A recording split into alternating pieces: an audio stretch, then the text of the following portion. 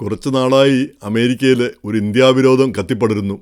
ടെക്സസിലെ ഫ്രിസ്കോ നഗരത്തിൽ നിന്നാണ് ഇതിൻ്റെ തുടക്കം അതാണ് അതിൻ്റെ എപ്പി സെൻറ്റർ എന്നാണ് പറയുന്നത്. ഇന്ത്യക്കാർ ഇവിടെ വരുന്നു, ഇവിടെ ജോലികൾ തട്ടിയെടുക്കുന്നു എന്ന് മാത്രമല്ല, തട്ടിയെടുക്കുന്നത് മാത്രമല്ല, ഈ വരുന്നതും മിക്കവരും ഈ H1 വിസ ഒരു തട്ടിപ്പിലൂടെയാണ് അവർ H1 വിസ നേടുന്നത്. അവരൊന്നും ശരിക്കും ക്വാളിഫൈഡ് ആയിട്ടുള്ള ആളുകളല്ല, ഇവിടുത്തെ ആളുകളുടെ ജോലി കളയുന്നു എന്ന് മാത്രമല്ല, ഇന്ത്യക്കാർ ഇവിടെ ജീവിക്കേണ്ട ആളുകളല്ല, ഇവിടെ വരേണ്ട ആളുകളല്ല എന്ന രീതിയിലാണ് പറയുന്നത്. ഒരു പോസ്റ്റ് കണ്ടത്, ഈ ആഫ്രിക്കൻ അമേരിക്കൻസ് കറുത്തവർഗ്ഗക്കാർ ഇന്ത്യയിൽ പോയി താമസിച്ചാൽ അവരെ നിങ്ങൾ അംഗീകരിക്കുമോ, അതുപോലെയാണ് നിങ്ങളും എന്നാണ്, നിങ്ങളെവിടെ അംഗീകരിക്കേണ്ട കാര്യമില്ല, ഇത് വെള്ളക്കാരുടെ രാജ്യമാണ് എന്നാണ് പിന്നെ പറഞ്ഞു വെക്കുന്നത്. അപ്പോൾ ഇത് നാനാഭാഗത്തും ഈ പരാമർശങ്ങൾ ഇപ്പോൾ വാക്കുകളിലേ ഉള്ളൂ, അത് പ്രവൃത്തിയിൽ അപ്പോൾ ഓരോന്നും നമുക്ക് അറിയാൻ പറ്റില്ല. അപ്പോൾ അതിൻ്റെ കൂടെയാണ് പ്രസിഡൻറ്റ് ട്രംപ് ഈ ഹെൽ ഹോൾ എന്ന ഒരു പരാമർശം പങ്കുവച്ചത്. അതായത് മൈക്കിൾ സാവേജ് എന്നൊരു കക്ഷി ഈ H1 വിസയുടെ തട്ടിപ്പിനെ പറ്റി പറയുകയാണ്. അപ്പോൾ അതിൻ്റെ പിന്നെ ബർത്ത് റൈറ്റ് സിറ്റിസൺഷിപ്പിനെ പറ്റി പറയുകയാണ്. ആളുകൾ എവിടുന്നോ ഇവിടെ വരുന്നു, ഗർഭിണികൾ വരുന്നു, അവർ മക്കളുണ്ടായാൽ ഉടനെ അവർ ഇൻസ്റ്റൻറ്റ് സിറ്റിസൺഷിപ്പ് അവർക്ക് കിട്ടിക്കഴിഞ്ഞു. പിന്നെ അതിൻ്റെ മറവിൽ ആ കുടുംബക്കാരൊക്കെ ഇങ്ങോട്ട് കുടിയേറും. അത് ഈ ചൈന, ഇന്ത്യ പോലുള്ള ഹെൽ ഹോൾ അവിടെ നിന്നാണ് ഇങ്ങോട്ട് വരുന്നത്. പിന്നെ ഈ നരകക്കുഴി അല്ലെങ്കിൽ നരകദ്വാരം അവിടെ നിന്നാണ് ഇങ്ങോട്ട് വരുന്നത്. അതിനു പുറമേ ഇവിടെ ഈ ലാപ്ടോപ്പും കൊണ്ട് നടക്കുന്ന ഗാങ്സ്റ്റേഴ്സാണ് ഇവർ. പിന്നെ അധോലോകക്കാരാണ് ഇവർ, ഗാങ്സ്റ്റർമാർ, പിന്നെ വഴക്കുണ്ടാക്കുന്ന ഈ കലാപകാരികൾ, പിന്നെ ആ രീതിയിൽ. അപ്പോൾ എന്തായാലും ഗാങ്സ്റ്റർ എന്നുള്ള അർത്ഥം അതല്ല. അപ്പോൾ അങ്ങനെ ഒരു മോശമായ പരാമർശം, അത് പ്രസിഡൻറ്റ് ട്രംപ് കൂടി അത് ആ പരാമർശം ആ പോസ്റ്റ് ഫോർവേഡ് ചെയ്തപ്പോൾ, പങ്കുവച്ചപ്പോൾ, വാസ്തവം പറഞ്ഞാൽ അത് ഇന്ത്യൻ കമ്മ്യൂണിറ്റിയിൽ വലിയൊരു സങ്കടവും നിരാശയും ഉണ്ടാക്കി. ഇന്ത്യ അതിനെതിരെ ശക്തമായിട്ട് പ്രതിഷേധിക്കുകയും ചെയ്തു. അത് ശരിയായിട്ടുള്ളൊരു നിലപാടല്ല എന്ന് പറയുകയും ചെയ്തു. കാരണം മനുഷ്യ സംസ്കാരത്തിൻ്റെ പിള്ളത്തൊട്ടിൽ ചൈനയും ഇന്ത്യയും ഇങ്ങനെയുള്ള രാജ്യങ്ങളൊക്കെയാണെന്നുള്ളത് എല്ലാവർക്കും അറിയാവുന്ന കാര്യമാണ്. അതുപോലെ തന്നെ ഇറാഖും ഇറാനും ഒക്കെ തന്നെ.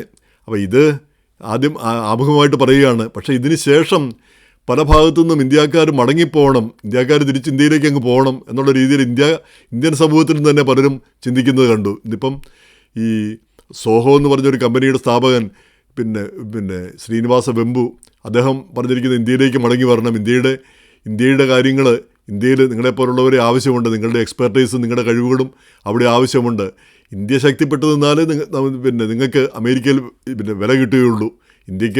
ഇന്ത്യ ശക്തിപ്പെടുന്നില്ലെങ്കിൽ ഇവിടെയുള്ളവർ നിങ്ങളെ അംഗീകരിക്കാൻ പോകുന്നില്ല. അതൊക്കെ നേര് തന്നെ, അല്ലാന്ന് പറയുന്നില്ല. പക്ഷേ ഇവിടെ ചിന്തിക്കേണ്ട ഒരു കാര്യം, നമുക്കങ്ങനെ മടങ്ങിപ്പോകാൻ പറ്റുമോ? അങ്ങനെ മടങ്ങിപ്പോകാനാണോ നമ്മളിവിടെ വന്നത്?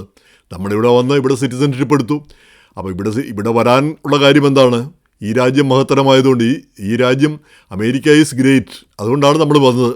നമ്മളെപ്പോലുള്ള സാധാരണക്കാർ ഇവിടെ വന്നു. ഈ ഗ്രേറ്റ്നെസ്സിൻ്റെ ഒരു ഭാഗമായിട്ട് നമ്മളെക്കൂടെ സ്വീകരിക്കാനായിട്ട് ഈ രാജ്യം അതിൻ്റെ ആ ഗ്രേറ്റ്നെസ്സിൻ്റെ ഭാഗമായിട്ട് താല്പര്യം കാട്ടി. ആ അവസരം നമ്മൾ ഉപയോഗിച്ചു. നമ്മളിവിടെ വന്നു, മര്യാദയ്ക്ക് ഇവിടെ ജീവിക്കുകയും ചെയ്യുന്നു. ഈ രാജ്യത്തിന് നമ്മളെക്കൊണ്ട് ഗുണമല്ലാതൊരു ദോഷവും വന്നിട്ടില്ല. കാരണം നമ്മൾ 1% ഉള്ളുവെങ്കിൽ കൂടിയും 3%, 4% ഒക്കെ ടാക്സ് അടയ്ക്കുന്നത് നമ്മളാണ്. അതുപോലെ തന്നെ പല സ്ഥാപനങ്ങളും, ഡോക്ടർമാരായിട്ടും അതുപോലെയൊക്കെയുള്ള സ്ഥാപനങ്ങൾ, അങ്ങനെയുള്ള കാര്യങ്ങൾ ഏറ്റവും അധികം ആളുകൾ ഉള്ളത് ഇന്ത്യൻ സമൂഹത്തിൽ നിന്നാണ്. പിന്നെ ഈ കമ്പനികളിൽ ഒരുപാട് സ്റ്റാർട്ടപ്പുകൾ നടത്തുന്നത് ഇന്ത്യക്കാരാണ്. ഇന്ത്യക്കാരില്ലെങ്കിൽ ഈ കമ്പനികളിൽ പലതും ഈ രീതിയിൽ നടന്നു പോവില്ല. ഇപ്പോൾ അമേരിക്കക്കാരെന്ന് പറഞ്ഞാൽ അതിന് മാത്രമുള്ള അമേരിക്കക്കാർ, ക്വാളിഫൈഡ് ആയിട്ടുള്ള അമേരിക്കക്കാരില്ല എന്നുള്ളതാണ് സത്യമായിട്ടുള്ള കാര്യം. ഇപ്പം ഇന്ത്യക്കാർ വരാതിരുന്നെങ്കിൽ ഇതൊക്കെ ചെയ്യുമായിരുന്നു എന്ന് ചോദിച്ചാൽ ചെയ്യുമായിരുന്നു. പക്ഷേ ഇത്രയും അനായാസമായിട്ട്, ഇത്രയും എളുപ്പത്തിൽ ചെയ്യുമായിരുന്നില്ല എന്നാണ് അതിൻ്റെ മറുപടി നമുക്ക് പറയാനുള്ളത്. അതേസമയം തന്നെ ഇന്ത്യക്കാർ, നമുക്കറിയാം, ഇപ്പം ഇവിടെയുള്ള പല ഈ ഉന്നത സ്ഥാനത്തുള്ള ഇന്ത്യക്കാർ, ഇപ്പം സത്യാനാഡല്ല അല്ലെ സുന്ദർ പിച്ചയൊക്കെ ഇന്ത്യയിലായിരുന്നെങ്കിൽ എന്തായിരുന്നു സ്ഥിതി? അവരേതെങ്കിലും കമ്പനിയുടെ ഏതെങ്കിലും ഒരു ഇടത്തരം സ്ഥാനത്ത് എത്തിപ്പെടുക എന്നുള്ളത് മാത്രമേ ഉള്ളൂ. ഇതുപോലെ ആ കമ്പനിയുടെ ഗൂഗിളിൻ്റെയോ അല്ലെങ്കിൽ ഈ മൈക്രോസോഫ്റ്റിൻ്റെയോ തലപ്പത്തൊന്നും വരുന്ന ഒരു സ്ഥിതി തന്നെ ഉദ്ദേശിക്കേണ്ട കാര്യമില്ല. അങ്ങനെയാണല്ലോ ഇന്ത്യയിലെ സെറ്റപ്പ്.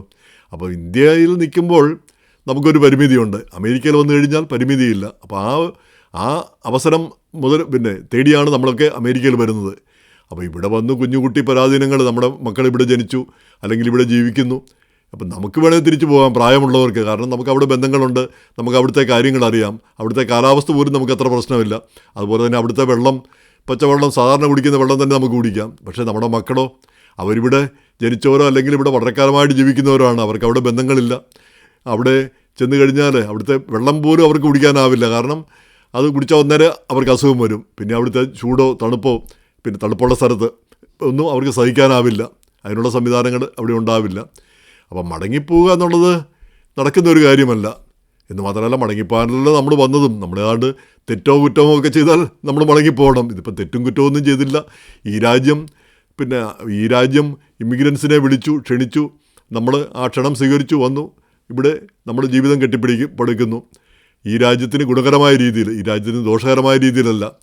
അപ്പോൾ പിന്നെ അതനുസരിച്ചുള്ള ഒരു അംഗീകാരമാണ് നമുക്ക് കിട്ടേണ്ടത്. പിന്നെ ഇതിനെപ്പറ്റിയൊന്നും നമ്മൾ അത്രയധികം വറീഡ് ആവേണ്ടതില്ല എന്ന് തോന്നുന്നു. നമുക്ക് മുന്നേ വന്നവർ, ഇറ്റലിക്കാർ, ഐറിഷുകാർ, യഹൂദർ, ഇവരൊക്കെ ഇതുപോലുള്ള പീഡനങ്ങളും വിവേചനങ്ങളും അനുഭവിച്ചവരാണ്.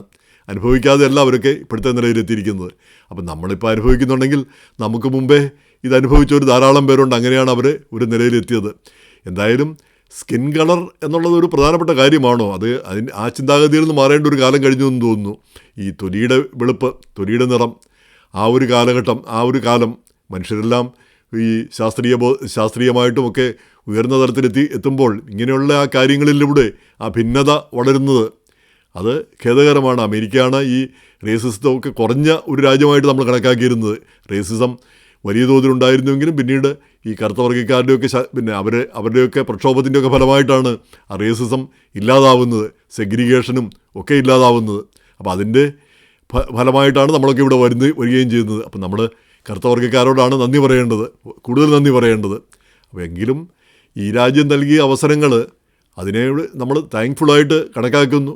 ഈ രാജ്യത്തിൻ്റെ മഹത്വത്തെ നമ്മൾ അംഗീകരിക്കുന്നു. അതിൻ്റെ ഒരു ഭാഗമാകാൻ നമുക്ക് കിട്ടിയ അവസരത്തിൽ നമ്മൾ നന്ദിയുള്ളവരുമാണ്.